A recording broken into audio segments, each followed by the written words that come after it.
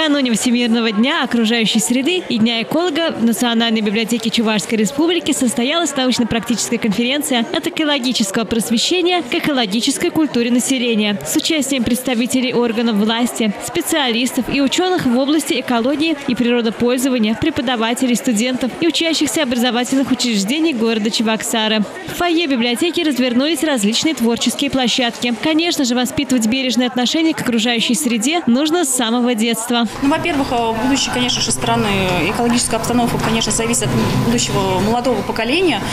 Мы с детства, со школьной скамьи, как педагог, я скажу, что нужно развивать это с детства, экологическую культуру, экологическое сознание.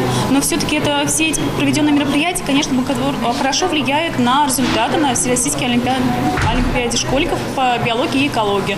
Дети занимают призовые места, есть и победители по экологии, также есть призеры по биологии. Эко-лидеры столичной гимназии номер 1 рассказали о том, как использовать бытовые отходы для создания полезных вещей. Моя мама на работе. У нее на работе очень много людей, которые пьют бутылку с водой.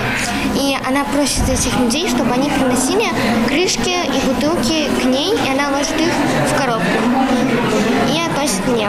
Потом, когда она будет какой-нибудь сбор, например, там бутылки, крышки, и я приношу их. Мы в школе с Лизой проводили урок, мы составляли презентацию, рассказывали о том, сколько разлагается мусор, о том, что может произойти с планеты, если люди будут также продолжать все разное сорить мусор. Общероссийский проект «Эко-двор» полюбился жителям города Чебоксары. Он направлен прежде всего на охрану окружающей среды и на то, чтобы привить гражданам навыки раздельного сбора отходов. В интересной и увлекательной форме проект рассказывает о полезных экологических привычках. Цель проекта «Эко-двор» направлена на продвижение культуры раздельного сбора отходов и носит комплексный характер. Это вовлечение волонтеров в работу, повышение экологической культуры у населения России и трансляцию идеи бережного отношения к природе. Здесь представлены как раз экспозиции, с которыми мы выходим.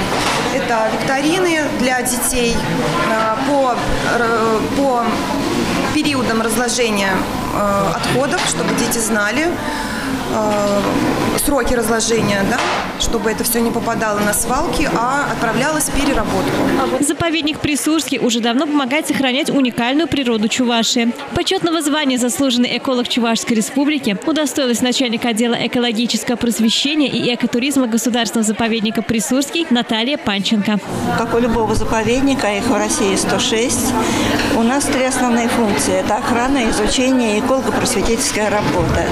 И сейчас эколого-просветительская работа выходит на очень такие передовые позиции, потому что, да, мы охраняем территорию, которая отдана под заповедник, да, мы изучаем флору и фауну, изучаем ландшафты и прочее, все, что как бы передано нам под охрану, под управление. Но самое главное, нам очень хочется, чтобы люди, чтобы жители, во-первых, знали, что такая территория, особо охраняемая территория есть в республике. Во-вторых, чтобы они понимали, что эта территория – это достояние республики. А в-третьих, чтобы ценили то, что мы охраняем.